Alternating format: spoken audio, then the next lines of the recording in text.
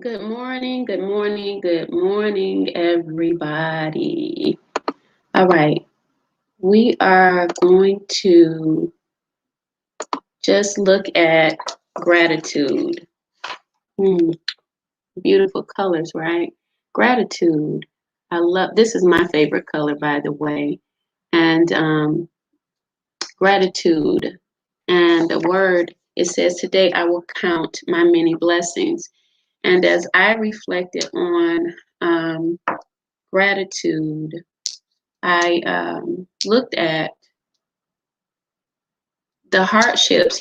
Sometimes they come in so vastly and overwhelming that we focus on the hardships, and that's our opportunity to understand the strength that we have by shifting those thoughts. And surely, again, you have to practice, like I spoke yesterday, on practicing happiness. Anything that you're going to do, you have to practice the alternative in reference to if you're sad, you're going to, or depressed, you're going to practice being what you want to be. And in this case, if I'm sad, I'm going to practice gratitude by counting my blessings.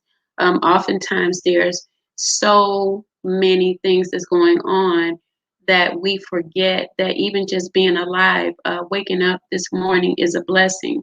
So when you're able to reflect on even your week and count your blessings, a change will begin within your inner spirit and manifest in your life because there's a stirring. And as you stir with the word of gratitude, counting your blessings, thank you, even if you can't find a blessing, thank you will break the power of darkness and hurt, disappointment, and pain that you've been through that has tried to, cover up your ability to say thank you or even good things that have happened in your life. So, stress and depression is something that meets many people in the morning. Um, it will meet you in the afternoon, but many times after you went to bed and you wake up, these symptoms or feelings and emotions will bombard you in the morning because they're attached to the challenges that you have, such as bills and problems in your family, challenges, how you feel about yourself. And this is the time to reorchestrate your day at the first awakening of your morning to begin to find gratitude. And if you actually can't find it again, you can praise and just say thank you. But when you begin to look at if you have a home that you live in, thank you for a roof over my head. Thank you for the home that I live in. Thank you for food on the table, no matter how much or how little it is. What happens is your appreciation begins to go out into the universe, and God will meet us where we are to touch the affirmity of our disappointments and turn it into something greater because you found something within you to say thank you through the hardship. And I'm going to go to Jesus on harvesting. I don't have the scripture up, but I just want to kind of like ad lib on it. And, he talked about the sower and the planter.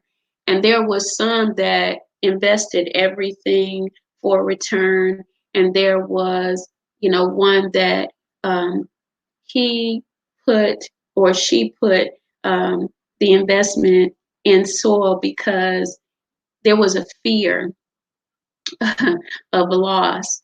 And this is often the time when people lose because they're trying to keep something um, that needs to be actually given to themselves and others, such as love. Sometimes when you're ungrateful for the love that you've had in your life or the happiness and the joy that others may have brought, then what happens is you can miss your harvest. Someone is planted into a life, into work, into their finances, and situations will come where it looks like you're at a loss, which is what Joel talks about. I'll give you back the years that the cankerworm and the adder stole.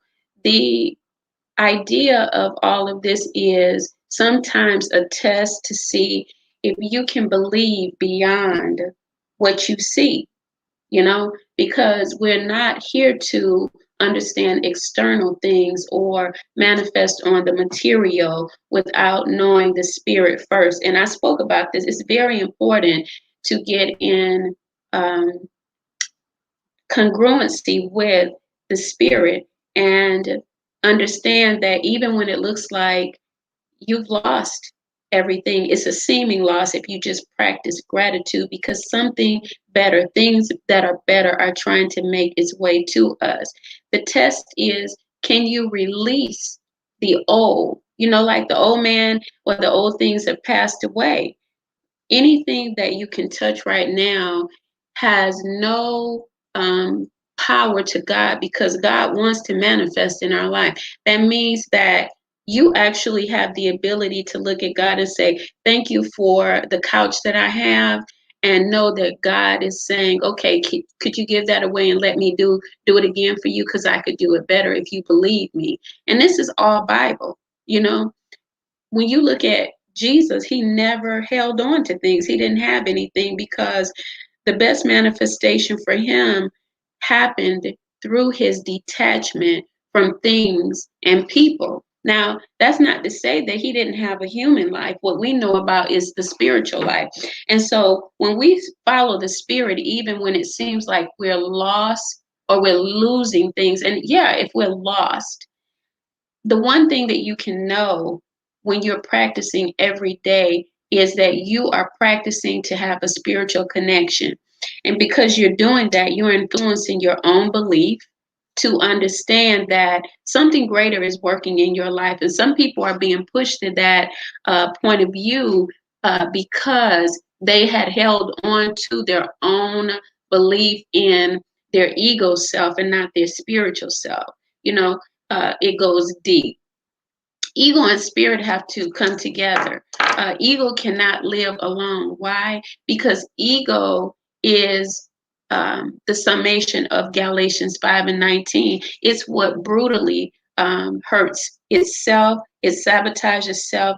It hurts others and sabotages others. When we integrate spirit and the ego, what happens is that there's balance to live. And now you're working at balancing out home, family, money, work, social life, and all of these areas of life. So gratitude, be thankful even that you can speak, that you can walk, and that you can talk.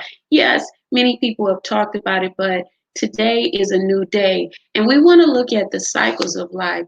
Kamoy night, and I was talking about that, and I brought it up, I think, in my video yesterday morning on practicing happiness. Seasons of life are just that.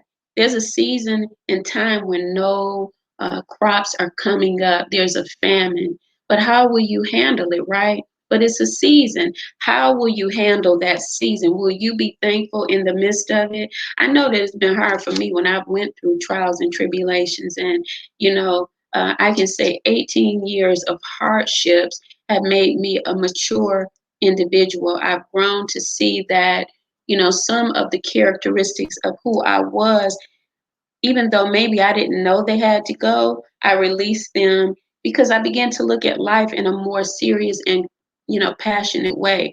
I began to look at myself as someone that is a giver because I had to practice giving. I had to understand the power of giving and the gratitude of giving and being a blessing to others, when even many times being a blessing to others, people couldn't do anything for you. That's the most wonderful thing. And it aligns with divinity, because you're not motivated by what people can do for you, but what you can do for people. Is a great lesson. So whatever you can do, even take this day and think about going out and giving something to someone, and begin to build your life of gratitude, because it's not just about you. A lot of times when we're depressed and sad, It's because we're reflecting on ourselves, and surely we need to reflect and do self-analyzation to find out why we're in a position of, if it's been a famine. And once we learn why the famine was there, if it was God that put us there or our decisions and choices, then we can make adjustments. If God put us there, it is an alternative too. Even if it was our choices that put us there, there's an alternative to it. Learning how to overcome is the key. And, I want to say this here. Oftentimes, I find that people want to understand how to get money so they can dress better and so they can buy new houses and cars. But they don't want to know how to change them, your heart, your mind, and your soul, to get that you're talking about, that money, that house, and that car. They don't want to learn how to do that so that they can maintain. A lot of us have went through losses and we acquired things, but we went through losses because we didn't know how to maintain.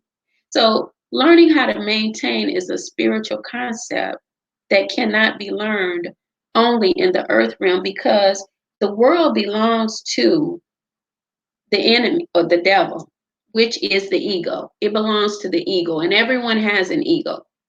Once we balance the ego out, we can learn how to maintain our lives through the spirit of the living God and understand. But even in that, your hardships and your down settings, remember to count your blessings, because the lesson is a blessing.